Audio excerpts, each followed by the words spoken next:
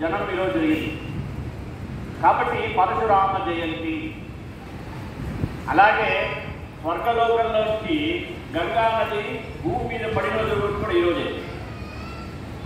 అటువంటి ఈ రోజుకి చాలా విశిష్టతలు ఉన్నాయి. దాంట్లో ముందుగా మనం తెలుసుకోవాల్సింది ఏంటంటే అక్షయ తృతీయ. సాధారణ చాలామంది అక్షయ తృతీయ అంటే అపార్థం చేసుకుంటుంటారు. ఏంటయ్యా, ఈరోజు అప్పో గొప్పో చేసి బంగారం కొంటే అది దినదిన అభివృద్ధి అవుతుంది అనుకుంటారు. అది అపోహ.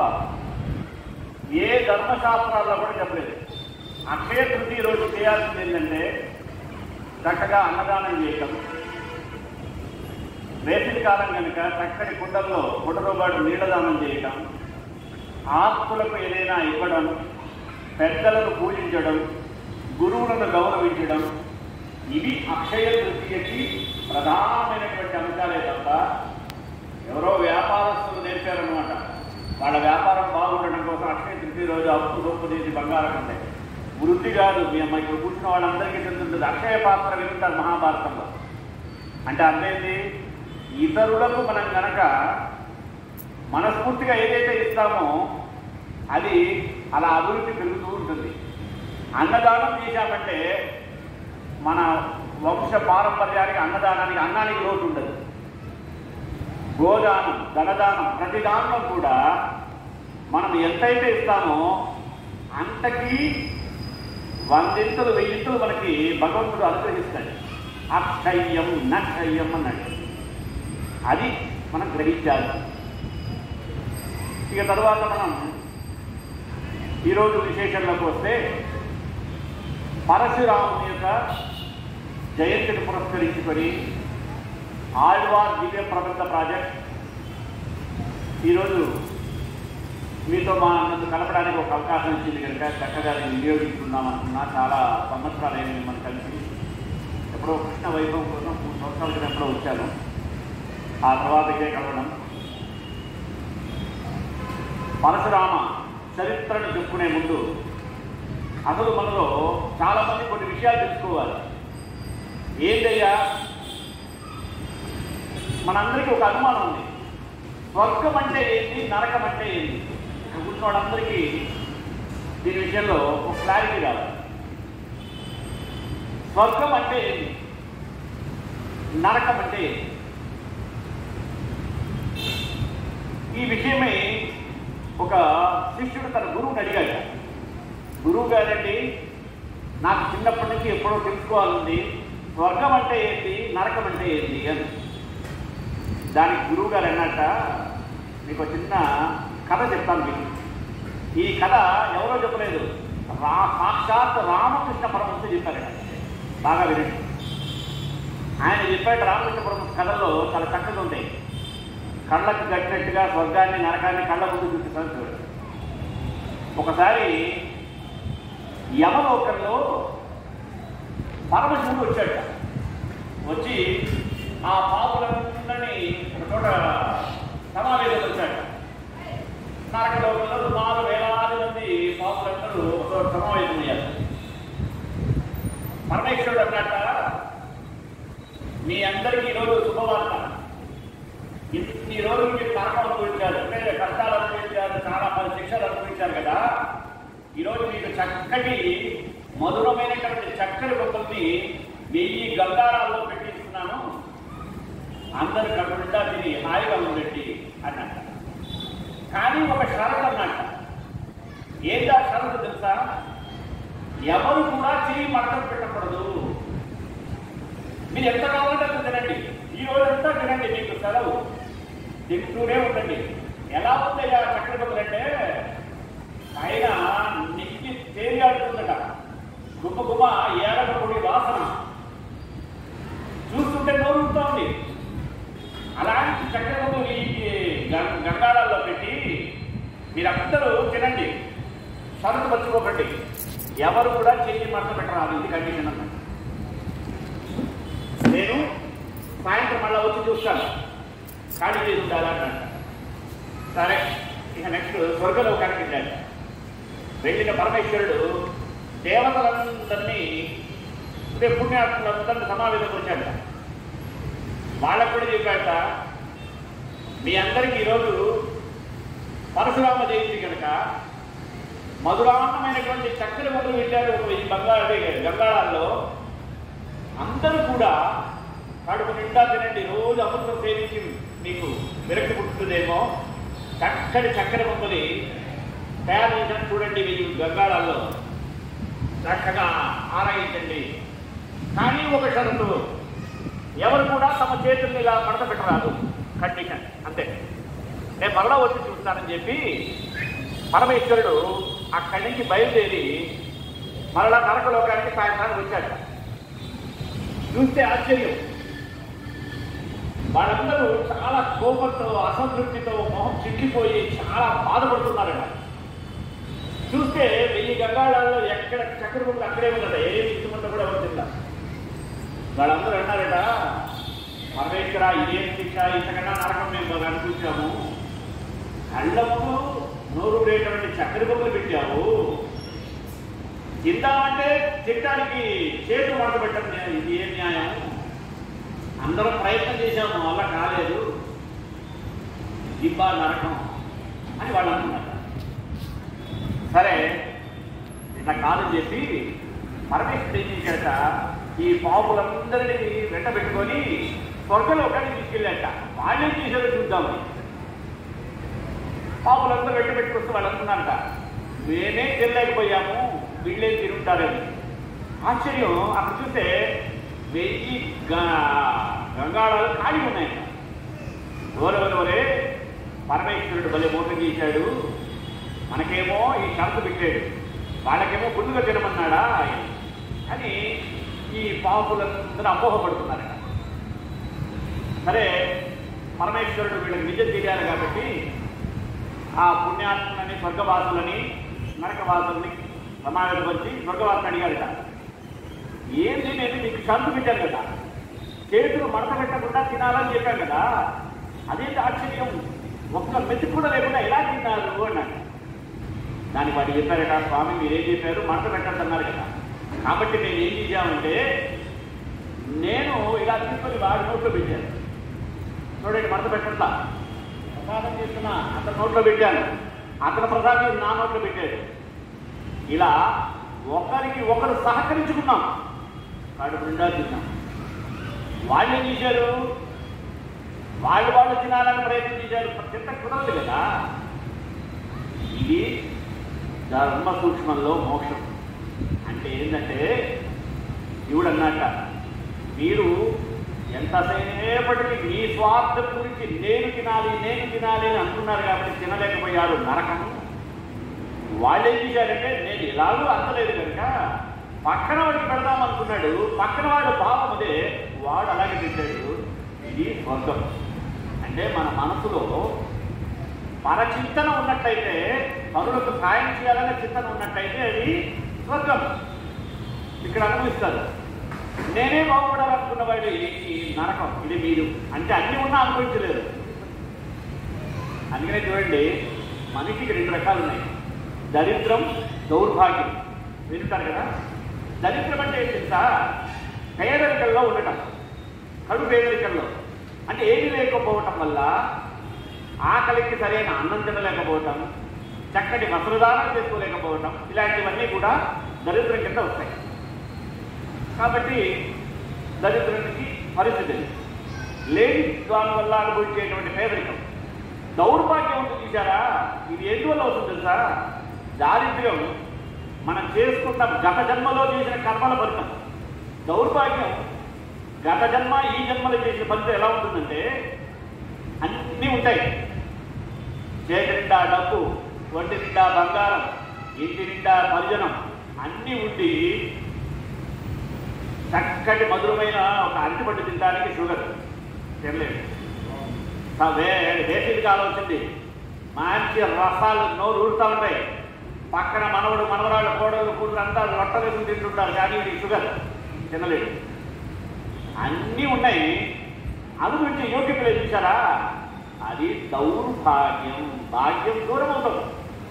ఈ దౌర్భాగ్యం ఎందువల్ల వస్తుందంటే, గత జన్మ ఫలితమే కాదు, ఈ జన్మలో మనం మనకు ఉన్నదానితో సంతృప్తి పడక ఇతరులకు కూడా కావాలని కోరుకుంటారు చూసారా, దానివల్ల వచ్చేటువంటి ఫలితమే దౌర్భాగ్యం అంటారు. కనుక మనిషి ఎప్పుడు కూడా ఉన్నదాంతో సంతృప్తి చెందాలి, లేని దానికి పాపులాడకూడదు. మనలో యథాశక్తి అన్నాడు, మన దగ్గర ఉండే శక్తి పట్టి మనం ఇతరులు దానం చేయాల్సిందే కనుక మనం దానికి ఏమాత్రం వెనకాడు వేయకూడదు. అటువంటి ఈ ధర్మ సూక్ష్మాలన్నీ కూడా చాలా కనపడవు. అది సహజంగా భౌతికంగా చూసిన వరకంగా ఉంటాయి, జ్ఞానానికి ఇరువైపులు ఉంటాయి. బొమ్మ బొరుసు కదా, మనందరికీ బొమ్మ తెలిసే బొరుసు తెలియదు. ఆ బొరుసు తెలుసుకోవడం చూసారా, అదే జీవిత సత్యం, వేరేది. ఆ బొరుసు ఎవరు తెలుసా, మన అంతరాత్మ, వేరేది. బాహ్యంగా అందరికీ మనం ఒక రకంగా కనపడుతుంటాం, అంతరాత్మలో బొరుసు దాగి ఉంటుంది. ఆ బొరుసు ఎవరికి తెలుస్తుంది, ఇద్దరికి తెలుస్తుంది. ఒకటి మన అంతరాత్మ, రెండు ఆ పరమాత్మ. ఈ అంతరాత్మకి పరమాత్మకి మధ్య వారధి కట్టిన వాడే మన మహర్షులు. అటువంటి మహర్షులే మనకి ఆదర్శం. అటువంటి మహర్షుల మార్గంలో మనం నడవాలి. అందుకనే ఏక భక్తాహ మహర్షయ అన్నాడు. ఈ మార్గమంతా మనకి మహర్షులు ప్రసాదించిందయ్యా, ఆ మార్గంలో మనం కూడా హరిద్దామని తెలియజేసుకుంటూ ఈరోజు పరశురాముని యొక్క వైభవం తెలుసుకుందాం.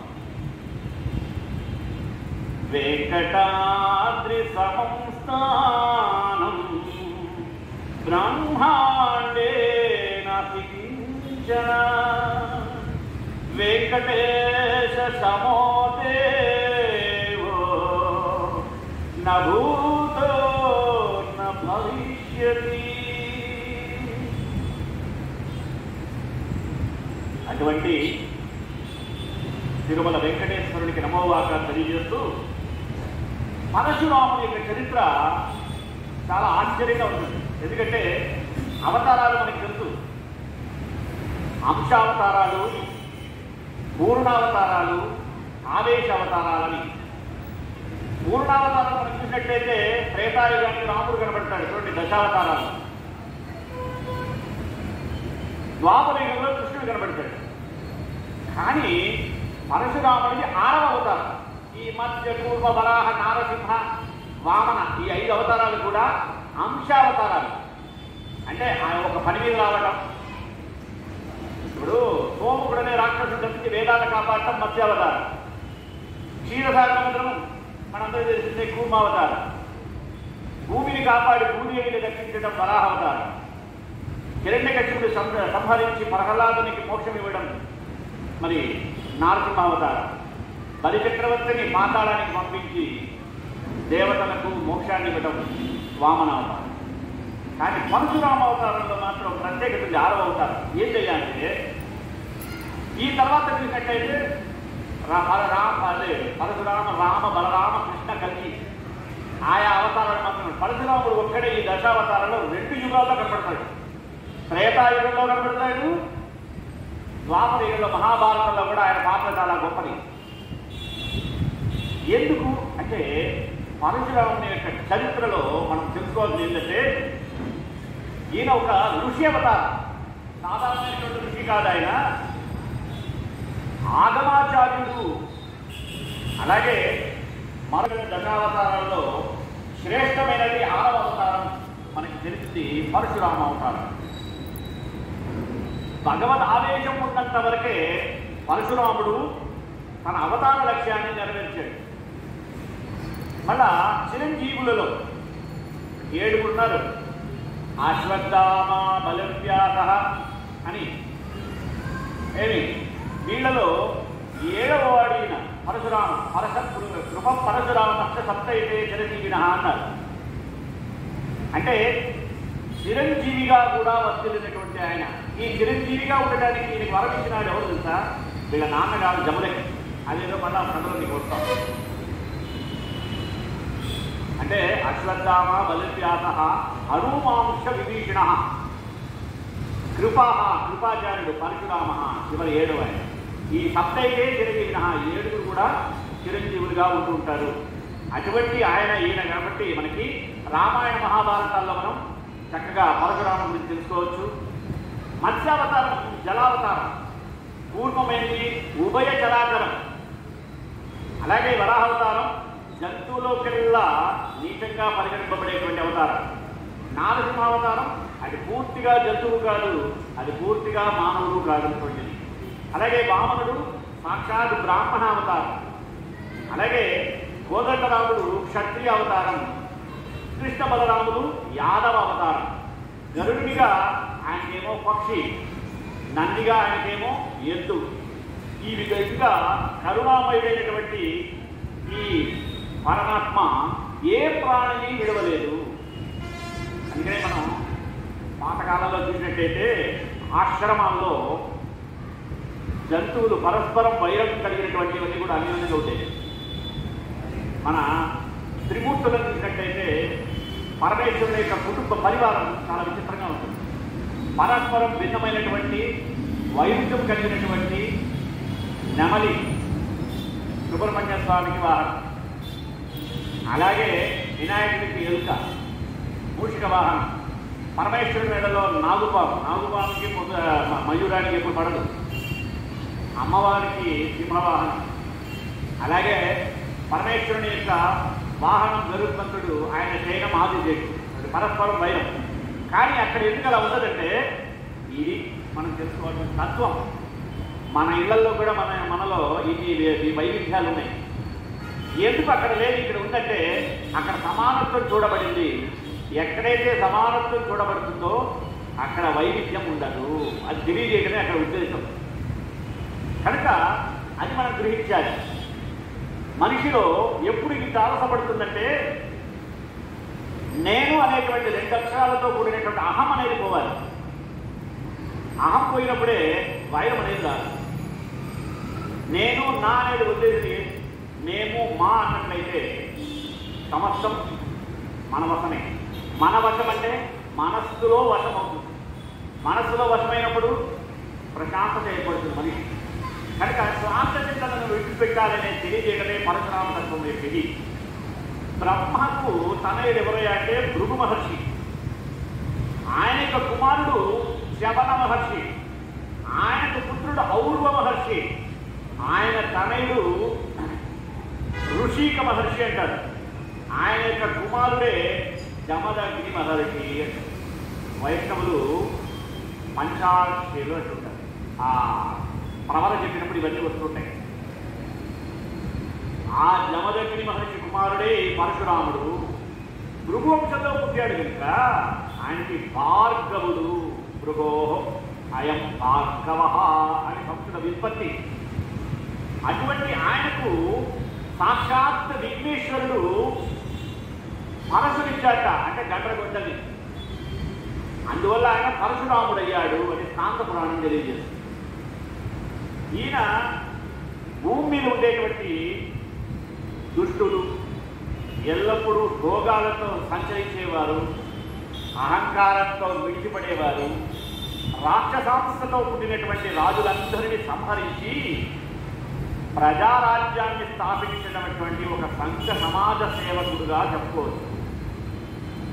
అంటే ఆయనలో హద్దులు లేనటువంటి పరాక్రమము, చక్కటి దక్షత, మహాపౌరుషము కలిగినటువంటి, శాస్త్రము కలిగినటువంటి, ఒక దివ్యమైనటువంటి వైభవం కలిగినటువంటి అవతారమే పరశురామావతారం. ఆయన చూస్తే ఎలా ఉంటుందంటే రాక్షసులు సంహరించేటువంటి మహిషాసుర మర్దిని పురుష రూపంలో వచ్చినట్టుగా అనిపిస్తుంది ఆయన యొక్క పరాక్రమం. ఈ యొక్క పరాక్రమం ఎలా ఉంటుందో కార్తవీర్యార్జునుడి కథలో మీకు వివరంగా చెప్తాను. మనందరికీ తెలుసు, ధర్మ సంస్థాపన కోసం భగవంతుడు ఎన్నో అవతారాలు ధరిస్తుంటాడని. పరిత్రాణాయ సాధూనాం వినాశాయ చతుష్కృతాం ధర్మ సంస్థాపనార్థాయ సంభవామి యుగే యుగే అని గీతాచార్యుడు భగవద్గీతలో ఉల్లంఘించాడు. కనుక ఇక్కడ ధర్మాన్ని స్థాపించాలి కనుక అలా అవతరించినటువంటి అవతారాలన్నీ కూడా మనకి పరశురాముడి ద్వారా తెలియజేస్తుంది. ఏంటంటే ఈ భూమి పైన ఆయన చిరంజీవిగా సంచరిస్తూ, అంటే అంటుంటారు ఎక్కడైతే పరశురామ యొక్క చరిత్ర ప్రవచించబడుతుందో, ఎక్కడైతే భక్తుల ద్వారా శ్రవణము చేయబడుతుందో ఆ భక్తుల మధ్యలోనే పరశురాముడు ఉంటాడట. అది ఆయనలో ఆ పరశురాముడి చిరంజీవిత్వానికి ఉదాహరణ. ఆ పరశురాముడు ఇక్కడ కూర్చున్న వాళ్ళు ఎవరి దగ్గర ఎక్కడ ఉన్నారో మనకి తెలియదు, తప్పకుండా ఉంటూ ఉంటాడు ఆయన. అందుకనే ఆయనకి చిరంజీవిత్వం ఇవ్వబడింది వాళ్ళ నాన్న జమదగ్ని చేత. అది ఎందుకు ఇవ్వబడిందో అది కూడా మీకు చెప్తాం. ఈయన ఈ లోకాన్ని సమాజాన్ని సమదృష్టితో చూడాలని తెలియజేసినటువంటి మహనీయుడు. అధర్మం పెంచిరిగిపోయి మానవత్వం మంటగలిగినప్పుడు ప్రతి ఒక్కరిలో కూడా పరశురాముడు ఉద్భవిస్తాడు. అంటే మనం అనుకుంటున్నాం పరశురాముడు అంటే నిజంగా ఏదో గంటలు పెట్టుకుని తల మీద ఇలా పెట్టుకు రావడం కాదు. మనలో కూడా స్థాయించిన అహంకారంతో ఉన్నప్పుడు ఆ అహంకారాన్ని పోగొట్టి మనల్ని ఉద్ధరించడంలో ఎవరైతే మనకి సహకరిస్తారో వాళ్ళందరూ పరశురాముల కింద లెక్కే. అందుకనే దైవం మానుష రూపేణ అని చెప్పబడింది. అలాంటి పరశురాముల గురించి కొన్ని విశేషాలు తెలుసుకోవాలి. మనందరూ తెలుసు పరశురాముడు చిరంజీవి అని. కల్కి అవతారములకు విద్యను బోధించేవాడు. ఆ తరువాత మన్వంతరంలో సప్తఋషుల్లో ఒకటిగా కూడా ఆయన పరిగణింపబడుతుంటాడు పరశురాముడు. కాంత పురాణం ప్రకారం అంటే వైశాఖ శుద్ధ తది నాడు, అంటే ఈ రోజే జన్మించినట్లుగా మనకి తెలియబడుతుంది. అందుకని ఈరోజు పరశురామ జయంతి. ఈ మధ్య ఎవరో ఒకళ్ళు పేపర్లో వచ్చుంటుంది, జయంతి అంటే పోయిన రోజు మార్చండి జన్మదినం అని ఈ మధ్య పేపర్లో చూస్తున్నా. అంత అవసరం లేదు. జయంతి అంటేనే చనిపోయిన రోజు జయంతి అన్నట్టుకల్లా మనకి చనిపోయినా బ్రతకడమే జయంతి ముఖ్యం కదా. ఇప్పుడు ఘంటసాల గారు ఉన్నారు, కీర్తిశేషుడు. ఆయన భౌతికంగా చనిపోయాడే కానీ మనందరూ లేదా. మనం చిన్న పాట పాడితే మన నోట్లోకి రాడా, లేకపోతే పక్కన వాడు చెప్తే చెవు ద్వారా వినమా? మానసికంగా మనకు ఉంటాడు ఆయన. జయంతి అంటే ఉద్దేశం ఏంటంటే ఎప్పుడు కూడా వాళ్ళకి అపజయం లేని వాడు. ఆ రోజే మనం ఆయన జన్మోత్సవాన్ని జరుపుకుంటాం కనుక జయంతి అంటే తప్పేం లేదు. ఎవరైనా అపోహలు ఉంటే తొలగించుకోండి. కనుక పరశురామ జయంతి ఈరోజు మనం జరుపుకోవడం వైశాఖ శుద్ధ తదియే కనుక ఆ రోజు ఆయన జన్మించాడు. అందుకని అక్షయ తృతీయ కూడా దీన్ని మనం చెప్పుకుంటుంటాం. పైగా జమదగ్ని మహర్షి తనయుడిన భూమి అంతటిని కూడా ఆయన ఏం చేశాడంటే పరశురాముడు ఈ భూమండలాన్ని జయించాడు. చివరి రోజుల్లో ఈ భూమిని కశ్యప మహర్షికి దానం చేశాడు. అందుకనే భూమికి కశ్యపి అని పేరు. కశ్యపి అంటే భూమి. ఎందుకంటే పరశురాముడితే కశ్యపుడికి దానం చేయబడింది కనుక భూమికి కశ్యపి అని పేరు. ఆయన ఏం చేశాడంటే ఎప్పుడైతే కశ్యపుడికి భూమి దానం ఇచ్చాడో ఈయన తపస్సు చేసుకోవడానికి ప్రదేశాలు ఎక్కడ దొరకపోవడంలో ఏం చేశాడు, ఆయన సముద్రంలో వరస్సు అంటే గొడ్డలిని విసిరి వేశాడు. ఆ గొడ్డలి ఎంత దూరం పోయిందో అంత భాగము సముద్రం వెనక్కి తగ్గింది. ఆ భాగాన్ని ఇప్పుడు మనం కేరళ అని చూస్తాం. కేరళ రాష్ట్రం చూసారా? కేరళ రాష్ట్రం ఏంటంటే పరశురాముడు భూమంతా దానం చేసిన తర్వాత తాను తపస్సు చేసుకోవడానికి మళ్ళా అనువైనటువంటి భూమి కావాలని సముద్రుడితో చెప్పి ఆయన అనుమతితో ఆయన ఇలా విసిరివేసినటువంటి ఆ పరశువు ఎంత దూరం పడిందో అంత దూరం పడినటువంటి ఆ భూభాగమే కేరళ. ఇప్పుడు ఉండేటువంటి కేరళలో తిరువళ్ళం అంటుంటారు. అటువంటి పరశురాముడు దత్తాత్రేయుని వద్ద శిష్యుడిగా చేరాడు. అనేక విద్యలు నేర్చుకున్నాడు. వీటికి సంబంధించిన విషయాన్ని మనం స్కాంద పురాణంలో బాగా తెలుసుకోవచ్చు. ఇక కేరళలో తిరువనంతపురం ఉంది, అంటే రాజధాని. ఆ దగ్గరలో తిరువళ్ళం దగ్గర కరమణ అనే నది ఉంది. ఆ నది ఒడ్డున పరశురాముడు చాలా కాలం తపస్సు చేశాడు. ఎంతకాలం తపస్సు చేశాడంటే సుమారు 2000 సంవత్సరాల చరిత్ర ఉంది. ఎందుకంటే అందుకనే ఆ నదీ తీరంలో పితృదేవతలకి తర్పణాలు వదలటం అనేది ఆనవాయితీగా ఉంటుంది. ఒకసారి పరశురాముడు పరమేశ్వరుని దర్శించుకోకుంటూ వినాయకుని అడ్డగించాట. అడ్డగించినప్పుడు కోపంతో పరశురాముడు ఏం చేశాడు, తన పరశువుని అంటే గొడ్డలి విసిరేశాడు. మరి ఆ గొడ్డలి తండ్రి అయినటువంటి శివుడి మీద పడుతుందేమో అనే భయం తెచ్చాడంటే వినాయకుడు అడ్డుపడి తన యొక్క దంతాన్ని ఒకటి అడ్డు పెట్టాక, అందుకనే ఒక దంతం పోయి ఏకదంతం అని అయ్యాడు వినాయకుడు. అందుకనే చాలామంది శ్లోకాలు చెప్పేటప్పుడు మరి సమానం ఉంటుంది, అగజానన పద్మార్గం గజానన మహర్నిజం బాగుంది. అనేక దంతం పద్మానం ఏకదంతం, అనేక దంతం అంటారు. అనేక దంతాలు కాదు, అనేక దం తం భక్తానా. అనేక దం అంటే అనేక దా అంటే ఇచ్చేవాడు, అనేక దదాతీతి అనేకద. అటువంటి అనేక దం అనేకమైనటువంటి ఇచ్చినటువంటి దం అని విడదీసుకోవాలి. అనేక దం దం ఏకదంతం ఒక దంతం కలిగిన వారు. అంతేగాని ఎప్పుడైనా చెప్పి మర్చిపోయి అనేక దంతం అనకండి. ఆయన ఉండేది ఒక దంతమే. ఆ రెండో దంతం ఇక ఉదంతం. ఇప్పుడు చెప్పాను కదా, పరశురాముడు శివుడి మీద బాగా పరశుడు తింటే అది పరమేశ్వరుడికి పడకుండా అడ్డుపడటం వల్ల ఈ వినాయకుడి యొక్క ఒక దంతాన్ని అలా ఇవ్వబడినటువంటి ఉదంతమే ఆ దంతం. ఇంకా పరశురాముని మనం పూర్ణావతారంగా కూడా చెప్పుకోవచ్చు. ఎందుకయ్యా అంటే మిగిలినవన్నీ అవతారాలు అవశేష అవతారాలు, ఆ సమయంలో స్ఫురించిపోయేటువంటిది. ఈయన మనకి అన్ని చోట్ల కనబడకుండా అంతర్లీనంగా ఉంటుంటాడు. అందుకనే మనకి ఎక్కడ కూడా పరశురామునికి సంబంధించిన పుణ్యక్షేత్రాలు కానీ స్తోత్రాలు కానీ చాలా తక్కువగా ఉంటాయి. మిగతా దేవుళ్ళకు ఉన్నట్లుగా పరశురామునికి ఎక్కువగా మనకి పుణ్యక్షేత్రాలు కనపడవు. 7 పుణ్యక్షేత్రాలు మాత్రం సుప్రసిద్ధమైనటువంటి పుణ్యక్షేత్రంగా పరిగణింపబడతాయి.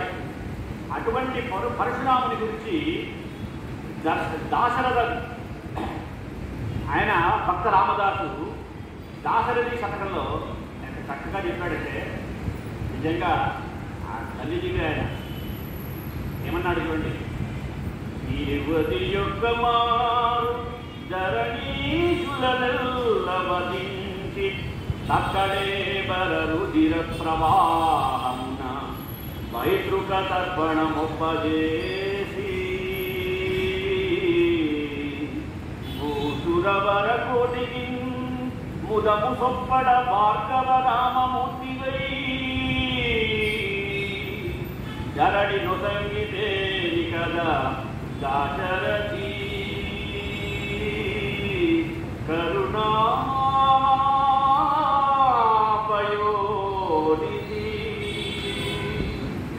దాశరథి చక్రంలో పరశురాముని చెప్పాడు. ఈయన ఇలా చెప్తే గీత గోవిందమును ఒకటి ఉంది, నన్ను వినుంటాడు. జయదేవుడు రాసినటువంటి గీత గోవిందం. పాతకాలంలో భక్త జయదేవ అని ఒక సినిమా కూడా ఉందనుకోండి. దాంట్లో జయదేవుడు చక్కగా చెప్పాడంటే పరశురాముడి గురించి, జయ జగదీశ గదే జయ జగదీశ గదే క్షత్రియ రుధిరమయే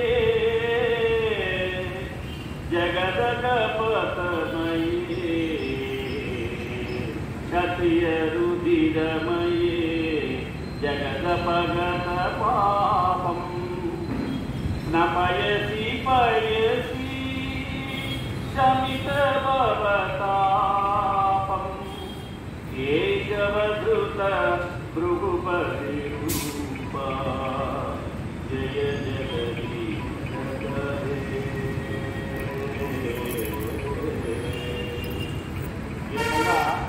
జయదేవుడు కూడా పరశురాముని సూచించాడు.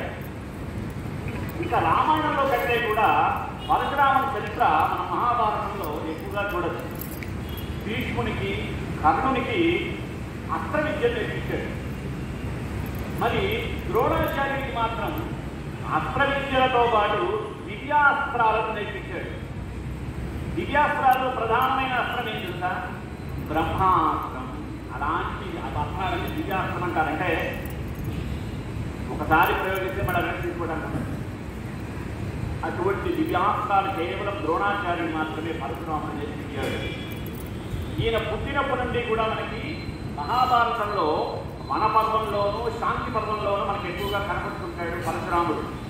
ఈ మహానుభావుని యొక్క వ్యక్తిత్వాన్ని మహాభారతంలో వ్యాస భగవానుడు చాలా చక్కగా వర్ణించాడు. భృగువంశీయుడైనటువంటి రుచీక మహర్షి గాదిరాజు పుత్రిక సత్యవతి వివాహం అయ్యాడు. బాగా గుర్తుపెట్టుకోండి కదా. రుచీక మహర్షి గాదిరాజు కుమార్తె సత్యవతిని వివాహం ఆడాడు. సరే, భృగు మహర్షికి కొడుకు కోడలను చూడాలని వచ్చాడు, సంతోషించాడు. కోడలి యొక్క తప్పదలకు ముక్తి పొంది ఏదైనా వరం కోరుకోమన్నాడు. ఆమె ఏం చేసింది చూడండి కోడలు. ఓ మహర్షి సత్తమా, నా తల్లికి కూడా ఇంతవరకు పుత్రభాగ్యం లేదు, నాకు ఎలాగో పుత్రభాగ్యం లేదు కనుక మా ఇద్దరికి పుత్రభాగ్యాన్ని ప్రసాదించు చూడండి.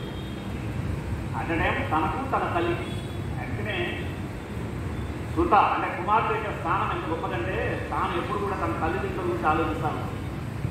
అలా తన తల్లికి పుత్రయోగం లేదు కనుక పుత్రుడు కావాలని, తనకు పుత్రయోగం కావాలని ఆ భృగు మహర్షిని కోరుకున్నాను. ఆయన వరం ఇచ్చాడు. అలాగే తల్లి, నీవు ఏం చేస్తావంటే ఋతుకాలంలో నీవు వేడి చెట్టుని, మీ అమ్మ రావి చెట్టుని ఆలింగనం తీసుకోండి. నేను చాలా కష్టపడి సంపాదించినటువంటి 2 చరువులు ఉన్నాయి, మీ అమ్మ ఇదో ఈ భాగాన్ని తినమను, నీవు ఇంకొక భాగాన్ని సేవించు అని చెప్పి ఆయన భృగు మహర్షి అంతర్ధానమయ్యాడు, మాయమయ్యాడు. కానీ తల్లి కూతురు ఏం చేశారంటే 2 వృక్షాలను ఆలింగనం చేసుకోవడంలో కానీ ఆయన ఇచ్చిన చదువు స్వీకరించడంలో కానీ తారుమారు చేశారు. అంటే రివర్స్ వేరు, ఆయన చెప్పింది వేరు వేరుగా చేశారు. అంటే భృగు మహర్షి నిర్దిష్టమైన దానిని ఏది చెప్తే దానిని కూతురు బదులు తల్లి, తల్లి బదులు కూతురు చేయాల్సి వస్తుంది. కొంతకాలానికి దివ్య దృష్టితో ఈ విపరీతాన్ని భృగు మహర్షి గుర్తించాడు. మళ్ళీ కోడల వద్దకు వచ్చాడు. వచ్చిన ఆయన అన్నాడు, అమ్మా, మీ అమ్మ నిన్ను మోసం చేసింది, నీకు నిర్దిష్టమైన దాన్ని నీ తల్లి గ్రహించింది, నీకు నీ తల్లికి నిర్దిష్టమైనది ప్రాప్తమైంది. చూసావా, మనిషి ఒకటి తెలిస్తే దైవం ఒకటి తెలుస్తుంది. ఏది ఎందుకు ఎప్పుడు జరుగుతుందో తెలియదు. దానివల్ల ఏమవుతుంది, బ్రాహ్మణ క్షత్రవృత్తిర్వై తవ పుత్రో భవిష్యతి క్షత్రియో బ్రాహ్మణాచార మాతృవసితో మహా. బ్రాహ్మణుడైనటువంటి నీ కుమారుడు అంటే పరశురాముడు క్షత్రియుడు కాగలడు. క్షత్రుడైనటువంటి అతడు బ్రాహ్మణాచార్యాన్ని పుట్టాడు, మీ అమ్మకు పుట్టేవాడు. అలాంటి వాడు నీ తల్లికి జన్మిస్తాడు అని భృగు మహర్షి చెప్పి సత్యవతి తన పొరపాటును చాలా పశ్చాత్తాపడింది. పడి ఇంక మామగారిని ప్రార్థించింది, నా పుత్రుడు ఇలాంటి వాడు కాకూడదు కనుక పౌత్రుడైతే కానియండి. అంటే ఏంటి, తన కుమారుడికి ఆ మహర్షి చెప్పినది కాకుండా ఏది క్షత్రియుడు బ్రాహ్మణుడు అవ్వడం, నా మనవడికి బట్టి ఆ భాగ్యం. ఇప్పుడు ఆయన పుత్రుడు ఎవరు, జమదగిరి. జమదగిరి కుమారుడు పరశురాముడు. అంటే ఆమె యొక్క పౌత్రుడు, ఆ కుమారుడికి ఆ అడుగునటువంటి చాలు.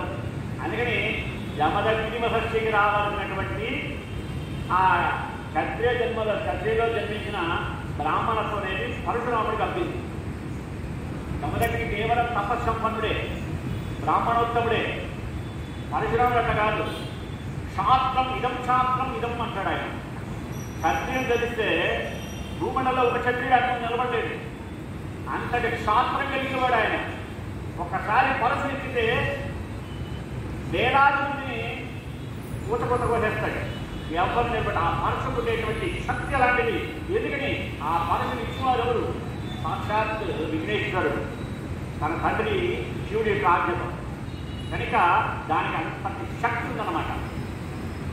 అలాంటి మరాఠ అడిగింది ఆమె. సరే, కొంతకాలానికి ఆమెకు తేజవంతుడైన పుట్టాడు ఆ కుమారుడు జమదగ్ని. ఆయన ధనుర్వేదాన్ని సంపూర్ణంగా నేర్చుకున్నాడు. ఎవరు, జమదగ్ని మహర్షి. మహత్తరమైనటువంటి తపస్సు చేసి దేవతలందరూ కూడా మతపరుచుకున్నాడు ఆయన. ఆయన ప్రసేనజిత్తు అనేటువంటి ఒక రాజు యొక్క కుమార్తె పేరు రేణుకాదేవి వివాహం చేసుకున్నాడు. ఆ రేణుకాదేవి జమదగ్నికి జన్మించిన వారు 5 కుమారులు. వాళ్ళలో చిన్న వాడే పరశురాముడు, మన అనుకునేటువంటి ఈయన. ఇటువంటి పరశురాముడు చిన్నవాడైనప్పటికీ ఆయన సోదరులు అందరికన్నా కూడా శ్రేష్టమైన వాడు.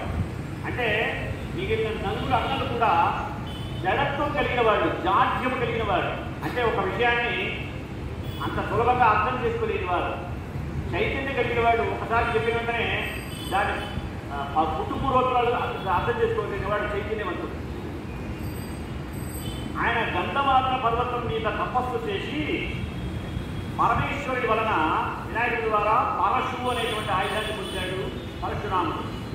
శంకరుడు పరశురాముని యొక్క గుణాలను తపస్సుకు మెచ్చి పార్వతీదేవి ముందు ఇతర దేవతలు వింటుండగా పరశురాముని ప్రశంసించి ఇతడు నా యందు మహాభక్తి గలవాడు అని చెప్పాడు.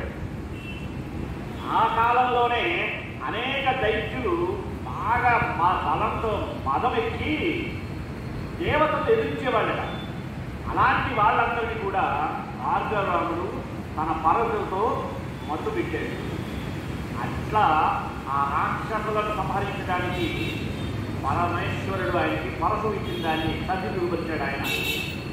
అలాగే ఆయన ఆజ్ఞతో పరమేశ్వరుడు ఇచ్చిన వరం ఏంటంటే ఈ పరశు నీకు ఎప్పుడు జయాన్ని ఇస్తూ ఉంటుంది, నీకు అపజయం అనేది లేదు అని అనుగ్రహించినటువంటి ఆ యొక్క వరం కూడా పొందాడు పరశురాముడు. సరే, ఒకసారి పరశురాముడు యొక్క జీవిత చరిత్ర చూసినట్లయితే ప్రతి చోట కూడా ఒక విభిన్నత కనబడుతుంది. మిగతా అవతారాల్లో కన్నా కూడా పరశురాముడి ఏంద్ర అంటే మనకి కనబడే ఆవేశంలో ఆవేశాలు రెండు రకాలు ఉన్నాయి. లోకానికి ఉపయోగపడేటువంటి ఆవేశాలు లేదు. లోకోపకారకము అంటారు. లోకాపకారకం, లోకోపకారకం రెండు రకాలు. మనకు వచ్చే ఆవేశాలకి లోకానికి అపకరించింది. లోకం అంటే ఏంటి? నేను కానటువంటి అందరూ లోకమే. అంటే మన ఇంట్లో ఉండేటువంటి నేను కానీ నా భార్య, నా బిడ్డలు, నా పిల్లలు, నా తల్లి, నంటులు అందరూ లోకం. లోకం అంటే అది అంతేగాని మన బయట ప్రపంచం కాదు. వాళ్ళందరికీ కూడా నా ఆవేశం అనేది అపకారం అయితే భగవంతుడి యొక్క ఆవేశం ఉపకారం. అందుకని లోకోపకారకుడు పరశురాముడు. సాధారణంగా మానవులకు తల్లి కంటే కూడా తండ్రి శ్రేష్టమైన వాడు. పితాపరం దైవతం మానసానం అని పరాశర గీతలో చెప్పబడింది. దాన్ని పరశురాముడు రుజువు చేశాడు. ఏంటంటే ఒకరోజు యమదగ్ని మహర్షి పూజ చేసుకునేటానికి భార్యను వెళ్ళి గంగాజలం తెమ్మన్నాడు. భార్య రేణు కాదు. సరే, ఆమె ఏం చేసింది? ఒక బిడ్డ తీసుకొని ఏమాత్రం ఆలస్యం చేయకుండా ఆ గంగా ప్రవాహం నది దగ్గరికి వెళ్ళింది. అక్కడ ఆ భర్త చెప్పినట్టు నీళ్లు తిరుగుతామని అలా గుడ్డ గంగా నదిలో ముంచుదాం అనుకున్నప్పుడు గంధర్వులు కనిపించారు. సాధారణంగా ఈ గంధర్వులు ఎవరయ్యా అంటే మనకి దేవలోకంలో గురువుల తరువాత గంధర్వులు, కిన్నరులు, విపుడు. మనకి భూలోకంలో చాతుర్వర్ణ్యం మయా సృష్టమన్నారు కదా. బ్రాహ్మణ, క్షత్రియ, వైశ్య శూద్రలాగా దేవతల్లో కూడా దేవతలు, గంధర్వులు, యక్షులు, కిన్నరులు, విపురులని 4 వర్ణాలు. గంధర్వులు అంటే క్షత్రియ వంశానికి సంబంధించిన వాళ్ళు బాగా వినోదానికి ప్రాధాన్యత ఇస్తుంటారు. వాళ్ళు ఏం చేయాలంటే చక్కగా జలక్రీడలు ఆడుతున్నాడు గంధర్వుడు, చిత్రసేనుడు అని. రేణుక ఆ జలక్రీడలలో ఆ గంధర్వుడు వాళ్ళతో సరస్సు సల్లాపాఠాన్ని చూసి ఆశ్చర్యపోయింది. ఆ చిత్రదుడే గంధర్వుడు ఆ జలక్రీడలు ఆడుతుండేటువంటి సన్నివేశాన్ని ఈమెకి మొహంతా పుచ్చబట్టలు పట్టింది. వెంటనే తన భర్త చెప్పిన మాట గుర్తొచ్చి వెంటనే భయంతో ఇంటికి వచ్చేసింది. తాను తెచ్చినటువంటి ఆ గంగాజలాన్ని పూజా మందిరంలో ఉంచింది.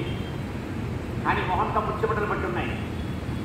తండ్రి శ్రీ యమదగ్ని మహర్షి దివ్య దృష్టితో గ్రహించాడు. ఈమె ఆలస్యానికి కారణం ఏమైంది? ఆమె వచ్చినటువంటి ప్రదేశంలో చిత్రరథుడైన గంధర్వుడు తన యొక్క రసికముడులలో కలస సల్లాపాలనేటప్పుడు చూసిన దానివల్ల ఈమెలో కామ ప్రేరణ ఏర్పడింది కనుక ఈమెలో వెంటనే తన కొడుకులు పిలిచాడు ఒక్కొక్కరిని. అరే, నేను చెప్పినట్టు చేయండి, మీ అమ్మని ఇదో ఈ దీంతో శిరస్సు ఖండించండి. మొదటివాడు ఒప్పుకోలేదు, రెండోవాడు ఇదే చిత్రమా పో అన్నాడు, మూడోవాడు ఒక మాట మీద, నాలుగోవాడు దగ్గర కొన్నాడు, ఐదోవాడు పరశురాముడు పిలిచాడు. పరశురామ, నీ పరశుతో నీ యొక్క తల్లి శిరస్సును ఖండించేయండి. సాధారణంగా ఎవరి శిరస్సైనా ఖండించిన సమస్య కాదు పరశురాముడికి. సాక్షాత్ కన్న తల్లి కదా, మంచి ఆలోచనలో పడ్డాడు. అని పరశురాముడికి తన తండ్రి యొక్క తపశక్తి తెలిసినవాడు కనుక ఏం చేశాడంటే ఆలోచించిన వెంటనే ఏం మాట్లాడకుండా పరశువుతో ఒక్క వేటన తల్లి యొక్క శిరస్సును నరికేశాడు. అంతే తండ్రి మహదానందం పొందాడు. ఇది చూసి మనం భౌతికంగా అనుకోకూడదు. ఏంద్రానాయన ఇదేం కదా, తండ్రి ఏమో తల్లి నరకమంటాడు, కొడుకు నరికేసాడు, ఆ తండ్రి ఆనందపడతాడు, ఏం శిక్షలాగా ఎందుకైనా ఆయన చేస్తుంది కాదు. మనం భౌతిక దృష్టి చూడదు, పారమార్థిక దృష్టి అక్కడే కావాలి. అదే ధర్మ సూక్ష్మాలంటే ఆయన నరకమంది ఆయన శిరస్సు. ఎందుకంటే కామానికి ప్రేరణ శిరస్సు అంట. ఈ పంచేంద్రియాలు ఉంటాయి కదా, పంచ జ్ఞానేంద్రియాలు, ఇవే కర్మలు కామాన్ని ప్రేరేపిస్తుంటాయి. అందుకని ఆ కామాన్ని తీసే అని అర్థం. అంతేగా కామం నరకమంది కాదు. ఇప్పుడు పరశురాముని యొక్క తండ్రి జమదగ్ని ఆనందపెట్టాడు. ఎందుకు ఆనందపెట్టాడు? ఈ నలుగురు చేయని పని చేశాడు కాబట్టి ఆ నలుగురు చంపించాడు. వాళ్ళు విగత జీవులయ్యారు. తల్లి పోయింది, తల్లిని స్వయంగా చేయించాడు. ఇప్పుడు పరశురాముని తండ్రి జమదగ్ని ఆనందంతో నాయనా కుమారా నీకు ఏం వరం కావాలని కోరుకోవచ్చు అన్నాడు. మహాదేవిలోడు కదా, నాన్నగారు ఏం లేదు, మీ యొక్క తపశక్తితో అమ్మను బ్రతికించండి, నా సోదరుల యొక్క జడత్వాన్ని పోగొట్టండి. కానీ అమ్మకు ఏనాడు కూడా తన జరిగిన విషయం తెలియజేయండి. అదే ఆ స్మరణ లేనటువంటి పరిస్థితిని కల్పించండి, నాకు చిరంజీవిత్వాన్ని అనుగ్రహించండి అని వరం కదా. అంటే బ్రతికించగల సమర్థత గలవాడు కనుక తప్పించగలిగాడు. తప్పించడం అంటే మన ఏదో మన పేపర్లు నరకడం కాదు. నరకడంలో ఉద్దేశం అంటే నరక అంటే తప్పులను పోసేయడం అంతే తప్ప వేరేం కాదు. ఆ నరకటంలో ఉద్దేశం ఏంటంటే అతికించే సమర్థత కలిగిన వాడికి ఆ నరకటం. ఏదైతే ఉత్పత్తి చేయగలిగిన వాడికి లయం ఉంటుంది. భగవంతుడు సృష్టి స్థితి లయకారుడు కనుక ఆయనకి నేను అందుకని ఆయన సర్వకర్య, సర్వజ్ఞుడు. ఆయన లేని ప్రదేశం లేదు, ఆయన చేయలేని పని ఏది ఉండదు. కనుక అనంతమైన వాడు అనంతుడు కనుక ఆ పరమాత్మని మనం ఎల్లప్పుడూ కూడా కలుసుకుంటూ ఉండాలి. సరే, పరశురాముడు చాలా ఆనందపెట్టాడు. తల్లికి పునర్జీవనం వచ్చింది. తన యొక్క సోదరులందరూ కూడా మరలా జీవించారు. వాళ్ళందరికీ కూడా ఏ గాడ్యం లేకుండా ఉండేటట్టుగా, ఆ తల్లికి ఎటువంటి పాపస్పర్శ తాకకుండా ఉండాలని ఇలాంటి వరాలన్నీ అడిగితే ఆయన సదాస్తున్నాడు. ఆ రకంగా పోగొట్టిన దాన్ని రాబట్టగలుగుతాం.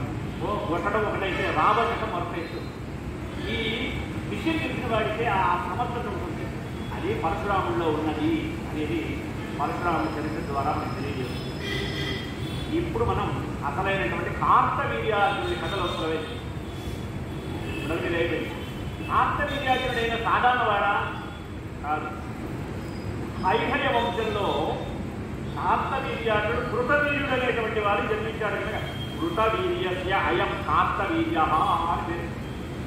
ఆ కార్తవీర్యార్జునుడు చాలా గొప్పవాడు. ఆయనకి సహస్ర బాహు అనే పేరు కూడా ఉంది.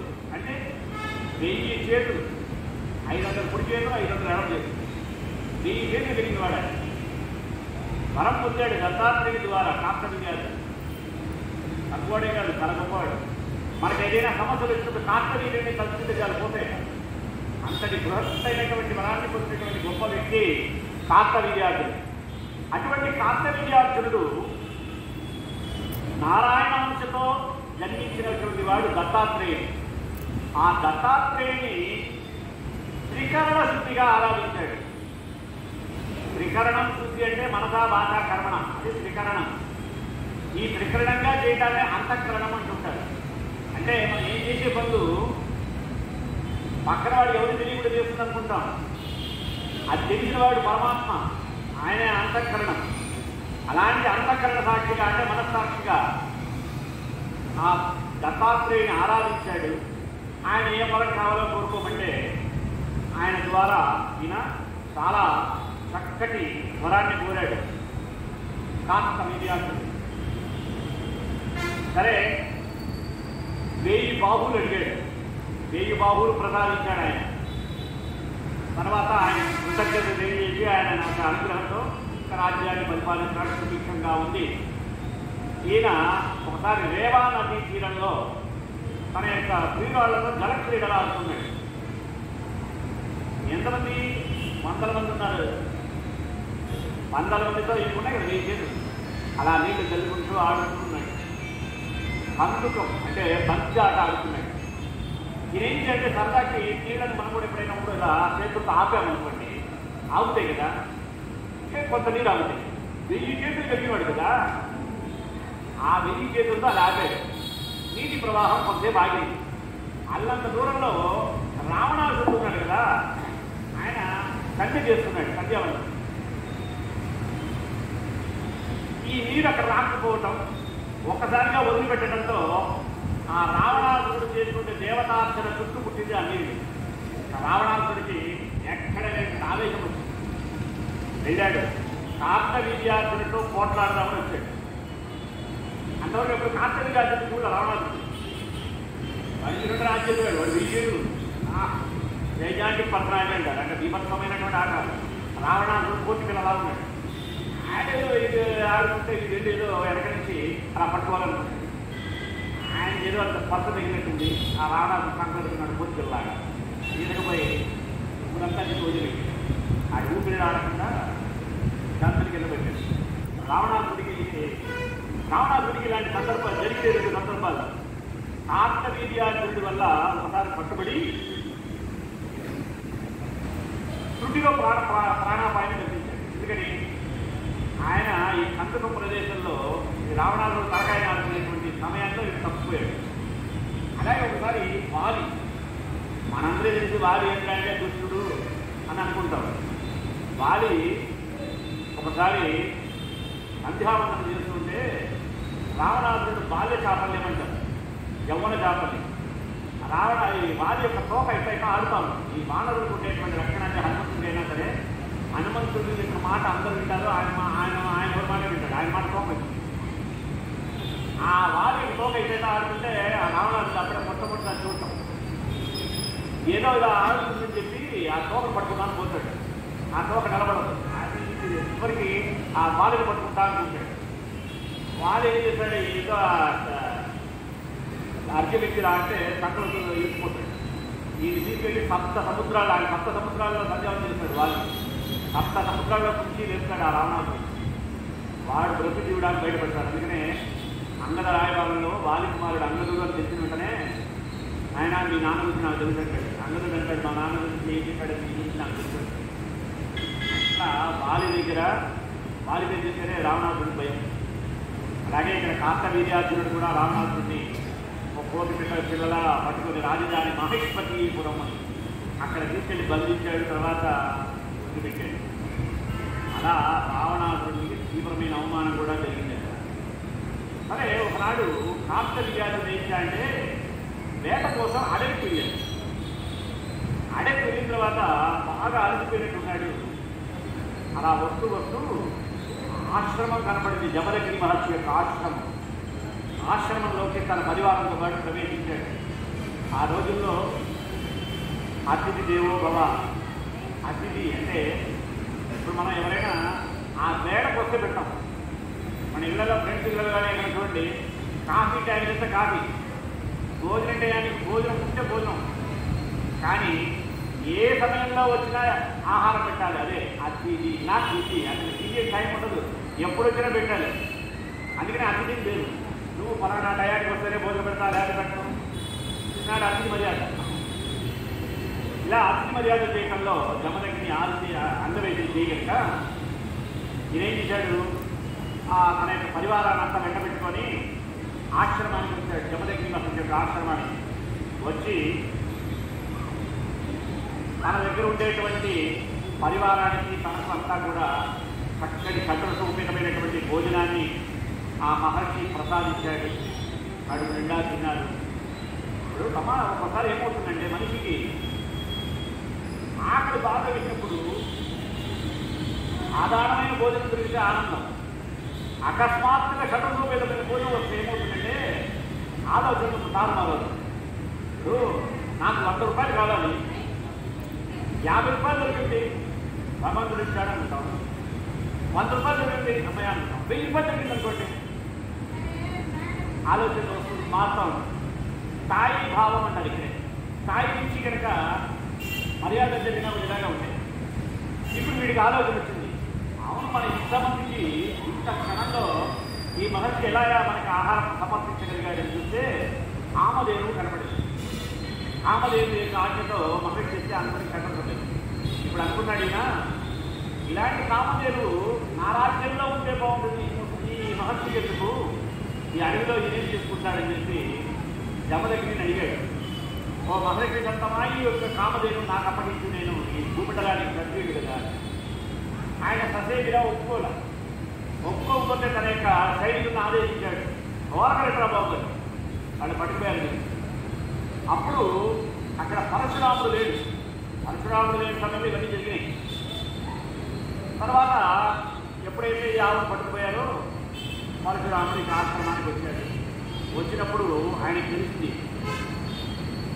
కామధేనువుని కార్తవీర్యార్జునుడు తన పరివారంతో తన తండ్రిని అవమానించి ధిక్కరించి లాక్కుపోయాడు.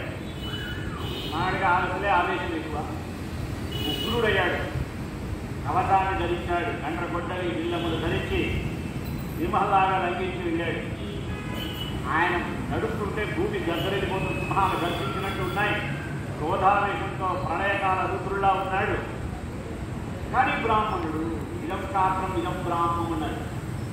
సాధారణంగా ఒక సామెత ఉంది, మీరు ఎప్పుడైనా చూడండి, ఊరవతల చాలా నీళ్ళు ఉంటాయి. ఎక్కడైనా బాగా మన తిరుపతిలో ఈరోజు చూస్తే ప్రతి మహాత్ములు ఉన్నాయి. ఇక్కడుండే పాతవాళ్ళు చూస్తే ఇదంతా కూడా ఒక రోజు అడవి, ఎవరు రావడానికి భయపడేవాళ్ళు జందాపు. ఇలాంటి మారుమూల ప్రదేశాల్లో బ్రాహ్మణులు మొట్టమొదటి ఆశ్రయం తీసుకుంటారు. ఎక్కడైనా ఉంటే అవుట్ కడితే ఎందుకు పెట్టేవాడు బ్రాహ్మణుడు లేదు. మనంతా భయపడుతుంటారు, బ్రాహ్మణుడు తీసుకుంటూ భయపడుతుంటారు. కానీ వాడు జరిగినటువంటి జైలు వాడు తెగించిన వాడే భయపడినవాడు, తిరిగివాడు బాగా తిరిగిపోవడంతో వాడు జైలు ఉంటుంది. అదే క్షత్రియ వంశంలో పరశురాముడి ద్వారా అభినటువంటి విద్య. అందుకని ఈయన నడుస్తూ ఉంటే ఒక సింహం గర్జిస్తున్నట్టుగా ఉండగా అట్లాంటి భార్గవరాముడు చూసిన వెంటనే కార్తవీర్యార్జునుడికి మహాఫలకరం. ఎందుకంటే ఈ చేతులు ఉన్నాయి కదా, అహంకారం. 2 చేతులు ఉన్నవాడే నా దగ్గరికి అలా వస్తుంటే ఈ చేతులు నేనేం చేస్తాను చూడండి, అలా అట్టహాసంగా ప్రేమగా నవ్వుతూ కార్తవీర్యార్జునుడు ఏమన్నాడు చూడండి, బాలుడు గది బ్రాహ్మణుడు బ్రాహ్మణుడు కైవడినంతమాని భూపాలురతోడ భూరి బలపవ్యులతోడ భయం బుధకి కయ్యాలకు వచ్చినాడు మన ఇందిక పాపము లేదు లెండు లెండేల సంహింప భూతుల్ని నేడు దేవుడు భూతుడి అని ఐడాసాలు బ్రాహ్మణుడు ఈ మనం భయపడేది వటువు సైనికులాగా చిన్నగానే ఒక ఏడు వేస్తాం మన చేతి ముందు ఆడేంత అని ఒక దృఢీకరణ భావం. ఇదే కదా రావణాసుడు పత్రానికి కూడా కారణం.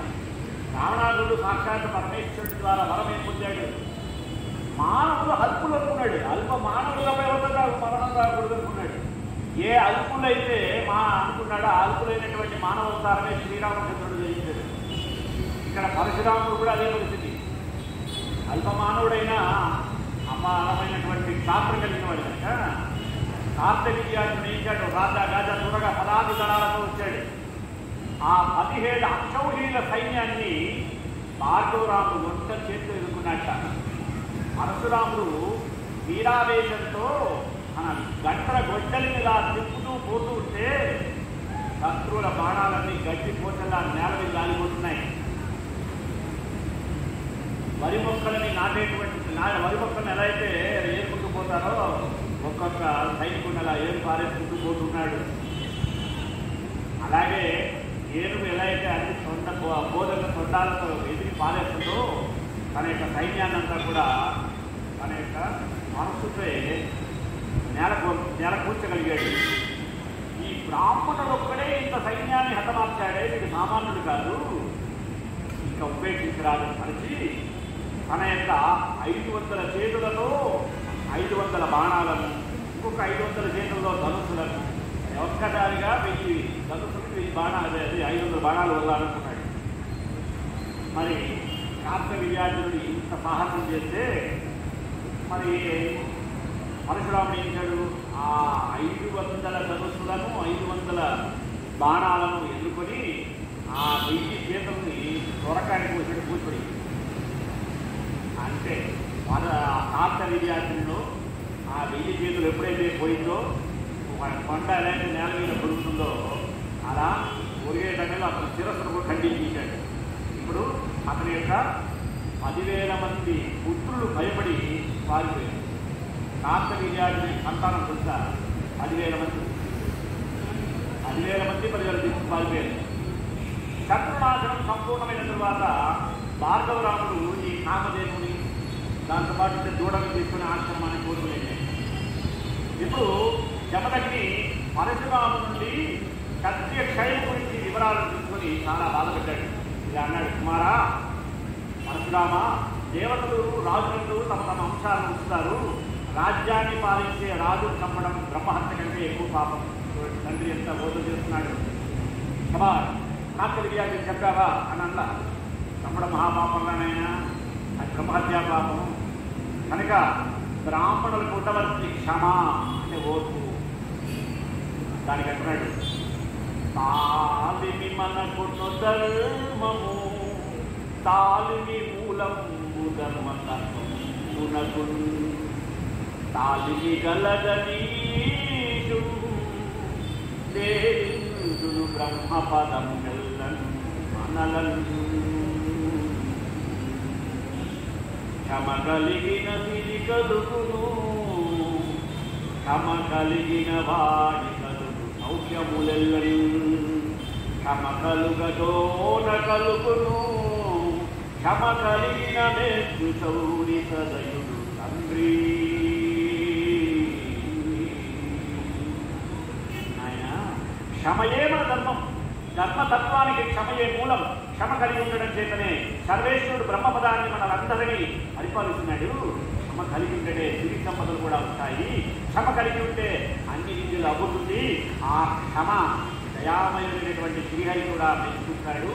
అందుచేత నాయన నీ పాప పరిహారానికి నీవు తీర్థయాత్ర చేసిరా అని తండ్రి చెప్తే పరశురాముడు 1 సంవత్సరం పాటు తీర్థయాత్రకు బయలుదేరాడు. సరే తండ్రిని చంపేశారు. ఎవరిని? కార్తవీర్యార్జునుడు. కొడుకుని పారిపోయాడు. చంపేవాడు పరశురాముడు. పరశురాముడు తీర్థయాత్ర వెళ్ళడానికి తెలిసింది. కొడుకులు వైరంతో ఉన్నారు, పగ అంటే ఇప్పుడు కూడా మనకి వదలదు కదా. అందుకని పరశురాముడి మీద పగ తీసుకోవాలని వచ్చినటువంటి కార్తవీర్యార్జున కుమారుడు ఒక రోజు ఏం చేశారంటే, ఆశ్రమంలో అతను లేని సమయంలో ఏకాంతంగా ధ్యాన నిష్టంలో కూర్చొని ఉన్నాడు జమదగ్ని మహర్షి. అలా కూర్చున్నటువంటి ఆయన యొక్క శిరస్సును పట్టుకొని అలా పోసాడు. ఆ శిరస్సు ఖండించి వెళ్ళిపోయారు. ఇప్పుడు అతని భార్య రేణుక అంటే పరశురాముడి తల్లి గుండెలు బాదుకుంటూ రామా రామా అని అడగసాగింది. అంటే ఆమె రోజులైనటువంటి కుమారులందరూ వచ్చి చేరాడు. ఆమె భర్త శరీరంపై పడి ఏడుస్తూ 21 సార్లు గుండె బాదుతుందట. బాగా ఇక్కడ క్షుణ్ణంగా చూడాల్సింది ఏంటంటే, పరశురాముడు 21 మార్లు భూమండలమంతా తిరిగి క్షత్రియ వంశాన్ని నిర్మూలన చేయడానికి కారణం తన తల్లి 21 మార్లు గుండెను బాధపడి రామ రామ అని రోధించిందట. దాని యొక్క పద్యవశాలనే పరశురాముడు తల్లి కోరుతున్నాను అలా తీర్చేస్తాను. తండ్రి గారి శరీరాన్ని సరే పరశురాముడు వచ్చాడు, అన్నలతో అన్నాడు, చూశాడు. తండ్రి యొక్క శిరస్సులా పడుతుంది. అన్నలు పిలిచాడు, అన్నలారా తండ్రి గారి శరీరాన్ని జాగ్రత్తగా కాపాడండి, ఈ శిరస్సును జాగ్రత్తగా కాపాడండి, నేను వాళ్ళ పని పట్టి వస్తాను ఆయన చెప్పాడు. గంటలగొడ్డలు తీసుకున్నాడు. ప్రళయకాలంలోనే మెరుపుతో మాహిష్మతి నగరానికి వెళ్ళాడు. ఆ యొక్క కార్తవీర్యార్జున కుమారులందరినీ గంటలగొడ్డలిచ్చి ఆవులు తీశాడు. వాళ్ళందరూ కూడా చనిపోయారు. అయినా ఆయన ఆగ్రహం స్పందించలేదు. భూమి మీద క్షత్రుడు ఎవరు కూడా మిగిలి ఉండరాని భూమి 21 సార్లు భూమండలంతా గాలించి చంద్రుడు విశేషంగా అనుభవించాడు. రాజుల రక్తంలో 5 మడుగులు నిండిపోయింది. 5 మడుగులు, మడుగులు అంటే సరఫులాగా. అదే శమంత పంచకము అంటారు. శమంత పంచకం అంటే పరశురాముడు 21 మార్లు భూమండలాన్ని చంపి ఆ యొక్క క్షత్రియుడి యొక్క రక్తంతో 5 మడుగులు ఏర్పడినటువంటి ఆ ప్రాంతానికి శమంత పంచకం అని పేరు. అది పుణ్యక్షేత్రాలైనాయి. తండ్రి తలను శరీరంతో చేశాడు, యాగం చేశాడు. జమదగ్ని సంకల్పంతో శరీరాన్ని పొంది సప్తర్షి మండలంలో చేరాడు. రాజుకు సంపగలిగిన భూభాగాలను కోత మొదలైనటువంటి యజ్ఞకర్తలకు సందర్భాలకు ఇచ్చివేశాడు పరశురాముడు. యజ్ఞం ముగిసిన తరువాత సరస్వతీ నదిలో అవపృత స్నానం చేసి చాలా పవిత్రుడయ్యాడు. ఆ పవిత్రుడైనటువంటి ఆయన ఇప్పటికీ మహేంద్ర పర్వతం పైన అపౌర్ణిష్ఠుడై ప్రకాశిస్తున్నాడు. ఈ విధంగా దుష్టరాజుల యొక్క అంతమొందించడానికి శ్రీహరి పరశురాముడిగా అవతరించాడు. అంతేకాకుండా కశ్యప మహర్షికి సమస్త భూమండలాన్ని యజ్ఞ దక్షిణగా ఇవ్వబట్టి భూమికి కశ్యపి అసలు కశ్యప అనే పదం ఉంది కదా, మహర్షి కశ్యప అనే పదానికి ఏం తెలుసా? రివర్స్లో చూడండి, పశ్యక. కశ్యపుడు అంటే ఎవరు తెలుసా? పశ్యక. పశ్య చూసేవాడు, కా బ్రహ్మాన్ని, బ్రహ్మాన్ని చూసేవాడు కనుక పశ్య కా కశ్యపాయ. కశ్యప మహర్షి ఎప్పుడు కూడా తన హృదయంలో బ్రహ్మను ప్రతిష్ఠించుకుంటుంటాడు. మన యొక్క పురాణాలు చూసినట్టయితే అష్టాదశ పురాణాల్లో కశ్యప ప్రజాపతి యొక్క మాటలు వాడంతే కనపడదు. వ్యాస భగవానుడు ప్రతి చోట కశ్యప మహర్షిని ఉదాహరణగా తీసుకొస్తుంటాడు. అన్ని చోట్ల కూడా కశ్యప మహర్షికి ప్రాధాన్యత ఇవ్వబడింది. ఎందుకని ఆయన ఒక్కడే బ్రహ్మ జ్ఞానాన్ని పొందినటువంటి ఉత్తమమైనటువంటి మహర్షి. సరే, ఈ కశ్యప మహర్షి అవశిష్ట క్షత్రియ రక్షణార్థి అయి పరశురామ నువ్వు నాదైనటువంటి ఈ ప్రదేశంలో ఉండరాదు, ఎందుకని ఈ భూమంతా నాకు దానం చేశావు కాబట్టి దక్షిణ సముద్ర తీరాన్ని వెళ్ళిపోను. సముద్రాన్ని ఏర్పరుచున్నటువంటి ఎప్పుడైతే విన్నాడు ఇది అంటే సముద్రుడిని అడిగాడు, కొంత భాగం ఇచ్చాడు. ఆ సముద్రుడు ఏర్పరిచిన మార్గానికి శూర్పరక అనే పేరు ఏర్పడింది. కశ్యప మహర్షి భూమి దానం చేశాడు కనుక భూమికి కశ్యప ఎలా వచ్చిందో దీనికి అలాగే వచ్చింది. అలా సముద్రుడి ద్వారా ఏర్పడిన ఈ భూభాగం అంటే సముద్రుడిని అడిగాడు, నీకెంత కావాలో తీసుకో స్వామి అన్నాడు. తన పరశుని ఇచ్చేస్తాను, ఈ పరశు ఎంత దూరం పోతుందో అంత భూభాగం నాకు ఇవ్వాలన్నాడు. పరశురాముడు వేసినటువంటి ఆ పరశు యొక్క భాగం అంతా కూడా సముద్రం లోపలికి వెళ్ళిపోయింది. ఆ భాగం అంతా కూడా ఇవ్వబడింది. ఆ భాగమే నేను ఇంతకుముందు చెప్పిండు కేరళ ఉండేటువంటి కేరళ పరశురాముడికి ఇవ్వబడిన సంపాదించబడినటువంటి భూభాగం. అందుకనే అక్కడ సస్యశ్యామలమైనటువంటి పవిత్రమైనటువంటి వృక్షజాతులతో నదులతో ఎల్లప్పుడూ పచ్చని భూములతో కలకలలాడుతూ ఉంటుంది. అలాంటి పరశురాముడి గురించి ఇంకా రామాయణంలో వచ్చిన ఇన్సిడెంట్ చెప్పి కంప్లీట్ చేద్దాం. పరాజితుడయ్యాడు శ్రీరామచంద్రుడి ద్వారా. విష్ణుమూర్తి దశరథ కుమారుడిగా శ్రీరామచంద్రుడిగా అవతరించాడని మనకి అన్ని విషయాలు తెలిసినవాడు శ్రీరామచంద్రుడు. అలాంటి రాముడి గురించి విన్న పరశురాముడు ఒకనాడు అయోధ్య నగరానికి బయలుదేరాడు. అప్పుడే సీతారాముల యొక్క వివాహ వేడుకలు పూర్తయి తమ ప్రయాణం సాగించారు. ఆ సమయంలో నాలాంటి స్వరూపంగా క్షత్రియ పాలినటువంటి ఎప్పుడైనటువంటి పరశురాముడు ఎదురు నిలిచాడు. భుజానేమో ధనుసు గంటగొడ్డలి ధరించి నిరుపురాన్ని బాణాలు చేతిలో ధరించి త్రిపురాసుని చంపుకొస్తున్న రుద్రుడిలాగా కనిపిస్తుంటే దశరథుడు భయపడిపోతున్నాడు. ఎందుకునా 21 మార్లు భూమండలాన్ని తిరిగి వచ్చినప్పుడు దశరథుడు దాక్కున్నాడు. అంటే దశరథుడు చంపడం సమస్య కాదు, అంటే క్షత్రియుడు అంతకంటే కాదు, అధర్మవంతులు అహంకారాన్ని చంపాడు అంతే తప్ప క్షత్రియ వంశాన్ని నిపుణం చేయాలి. అందుకనే అతనికి పరాక్రమం తెలిసిన వాడికి దశరథుడు భయపడిపోతున్నాడు. ఈ సమయంలో ఈయన వచ్చాడు, ఏమవుతుందో ఏమో అని. పరశురాముని చూడగానే అందరూ భయప్రాంతులయ్యారు. అంతటా అక్కడ ఉండే ఋషులు పరశురామునికి అర్ఘ్యపాదాలు ఇచ్చారు, పూజించారు. అప్పుడు పరశురాముడు శ్రీరామచంద్రుడి సేవుడు వైపు తిరిగి, రామాని పరాక్రమం చాలా గొప్పది విన్నాను, శివధనుసుని విద్యావట కదా, అది చాలా అద్భుతమైన విషయం. అటువంటి శివధను బంగారి గురించి వాల్మీకి రామాయణంలో చక్కగా చెప్పాడు. చూడండి, ఆరోపయిత్వా మౌలీం పురయామస బీజవాన్ సర్వపంచధనుర్मध्ये నరశ్రేష్ఠో మహాయశా. శ్రీరాముడు విజయాలు సాధించాక ఎక్కుపెట్టాడని, అలా ఎక్కుపెట్టడం ద్వారా ధనుసు మధ్యలో విచ్చాడని తస్య శబ్దో మహానాసీత్ నిర్ఘాత సమనిశ్వనః భూమికంపశ్చ సుమహాన్ పర్వతస్యేవ వీర్యతః. అప్పుడు తిరుగుబాటు లాంటి గొప్ప నాదం ఆవిర్భవించిందని, పర్వతం ప్రజ్ఞమైనట్టుగా ఆ ధనుర్భంగం యొక్క శబ్దం ఏర్పడిందని చెప్తే విశ్వనాథుల వారు ఉన్నారు కదా, విశ్వనాథ సత్యనారాయణ అన్నాడు, నిష్ఠావర్షదమోఘమేఘ పటలీ దీర్ఘచరుద్యోతిత వేష్టేరమ్మదమాలికాయుగపద్ ఉజృంభన్మోహఘోరం ఇష్టస్ఫూర్జదుషండమండితరవాహీన క్రియా ప్రౌఢిత్రా ఇష్టం వయ్యుగరావమంతటను సంగం భిన్న చాపం పునన్నని ఇంకా చాలా పద్యాల్లో వర్ణించాడు. అంతట పరశురాముడు తన యొక్క వైష్ణవ ధనుసును ఇచ్చి విడిచిపెట్టమన్నాడు. శ్రీరాముడు అవలీలగా దాన్ని ఎత్తుపెట్టి నిలిచేశాడు. అప్పుడు ఇంకా సెలవేయండి అని చెప్పాడు. అయితే ఆ ధనుసులో బాణం సంధించమన్నాడు పరశురాముడు. భార్గవుని నిర్లక్ష్యానికి శ్రీరామచంద్రుడంతడానికి కోపం వచ్చింది. తండ్రి గారి మహాప్రసాదం వలన క్షత్రియ నాశనం చేసి నీవు గొప్ప దర్పంతో ఉన్నావు, నీటిది నీ దివ్య దృష్టి ఇస్తున్నాను చూడు అని తన విశ్వరూపం చూపించాడు. శ్రీరామచంద్రుల వారికి తలముకి తెలియదు. పరశురాముడి దగ్గర నుంచి అవతారం నేను చూసుకోవాలి, అందుకని తన కారణం నుంచి తెలియజేశాడు. తరువాత ఆ బాణాన్ని ధనుసులో సంధించి వదిలాడు. రావి ప్రభావం పరశురాముడు తేజస్సు కోల్పోయాడు. ఆయన విష్ణువే అని తెలుసుకొని ఆయన ఆజ్ఞను పొంది మహేశ్వర పర్వతం దీనికి వెళ్ళిపోయాడు.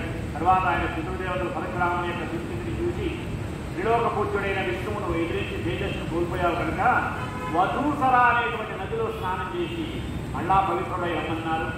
అలాంటి పరశురాముడు మహాభారతంలో భరద్వాజుడైనటువంటి ద్రోణుడు అశ్వత్థామ జన్మించిన తరువాత ధనము అవసరమై అందుకోసం ప్రయత్నించాడు. మహేంద్ర పర్వతం మీద పరశురాముడు ఉన్నాడు. ఆయన పోయి ఆయన సర్వస్వాన్ని దానం చేశాడు. ఆయన పోయి వరం కోరాడు అశ్వత్థామ. ఆయన అన్నాడు, సపోదన నా వద్ద ఉన్నటువంటి హిరణ్యాదులంతా అంటే బంగారంతా బ్రాహ్మణుడు దానం చేశాను. నేను ఆయన దగ్గర పిలిచి శరీరం ఈ శస్త్రాస్త్రాలు ఏం కావాలో కోరుకున్నాడు. అంటే ద్రోణుడు ప్రయోగ ఉపసంహారాలతో పాటు బ్రహ్మాస్త్రం కూడా నాకు అస్త్ర సంపదలు ఇవ్వండి అన్నాడు. పదార్థు పరమేశ్వరుడు ఇచ్చి పరశురాముడు ఇచ్చేశాడు. గంగాదేవి కోరికల నుంచి పరశురాముడు భీష్ముడికి శస్త్రాస్త్ర విద్యలన్నీ కూడా ప్రసాదించి అజేయుడైన మహావీరుడిగా తయారు చేశాడు భీష్ముడిని. తర్వాత కొంతకాలానికి అంబ యొక్క కారణంగా పరశురాముడికి భీష్ముడితో యుద్ధం ఏర్పడింది. చాలా కాలం వారి మధ్య యుద్ధం జరిగింది. శస్త్రాస్త్రాలు అన్నీ కూడా వదిలిన తరువాత అంబకు చేసినటువంటి వాగ్దానం నిలబెట్టుకోవాలని పరశురాముడు శిష్యుడితో గురువు గారు యుద్ధం చేశారు. శిష్యాదిచ్చే పరాలయం తన శిష్యుడైన భీష్ముడి దగ్గర ఓడిపోవాలనుకున్నాడు. గురువుగారు ఎప్పుడు కూడా శిష్యుడు తనకన్నా సమర్థుడంటే ఇష్టపడతాడు, అసూయ ద్వేషాలు ఉండవు.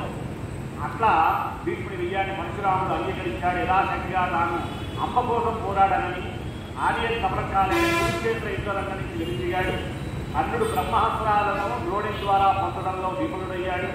ఎలాగైనా వాటిని సంపాదించాలని బ్రాహ్మణ వేషంలో పరశురాముడి దగ్గరికి వెళ్ళాడు. ఆయన వినయ విజేతలకు చాలా పెంచాడు. పరశురాముడు ఇతనికి అన్ని విద్యలు నేర్పించాడు. ఒకరోజు వేటకు వెళ్ళి అలసి వస్తుంటే అలా కొంత దూరం నడవలేక పరశురాముడు ఏం చేశాడంటే కర్ణుడి యొక్క తొడ మీద తలవాల్చుకుని పడుకున్నాడు. ఎందుకంటే ఈ బ్రాహ్మణ కురవాడు. అప్పుడే ఒక క్రిమి వజ్రముఖం అంటారు, అది వచ్చి అది ఎవరో కాదు ఇంద్రుడే. ఆ క్రిమి రూపంలో వచ్చి కర్ణుడి యొక్క తొడను తోచివేస్తున్నాడు. రక్తం స్రావమవుతుంది. ఆ రక్త స్రావానికి ఓర్చుకుంటున్నాడు క్షత్రియుడిగా. కానీ ఆ గురువుగారి యొక్క నిద్రాభంగం వస్తుందని భయపడ్డాడే తప్ప గురువుగారికి ఆగ్రహం వస్తుంది తెలియదు అమ్మాయిని. ఆ యొక్క రక్తస్రావం పరశురాముడి యొక్క తలకు తగలడంతో లేచాడు, చూశాడు. ఓరి దౌర్భాగ్యుడా, బ్రాహ్మణుడికి అంత సహనం ఉండదు. నువ్వు క్షత్రుడు వెంట నన్ను మోసం చేశావు కాబట్టి నీ యొక్క మీ జాతకనే చెల్లించలు నీకు అవసరాల్లో ఉపయోగపడకుండుగా అని చెప్పి కర్ణుడి చావుకి ఇన్ని కారణాలు ఉన్నాయి. అటువంటి కర్ణుడి పరిస్థితి కారణం పరశురాముడికి శాపం ఒకటి. ఇంకా పరశురామ క్షేత్రాలు మహారాష్ట్రలో కొంకణ తీరం, కర్ణాటక, కేరళ తీర ప్రాంతాల్లో కొన్ని క్షేత్రాలు పరశురామ క్షేత్రాలుగా ఎన్నికంటారు.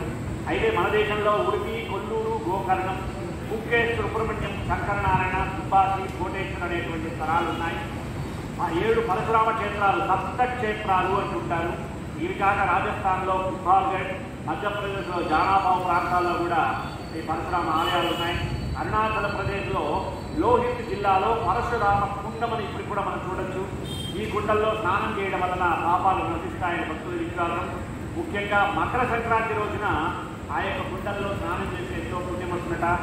అటువంటి పరశురామ క్షేత్రంలో శ్రేష్టమైనది తిరువల్లం. అది కేరళకు పరశురామ భూమిగా పేరుంది.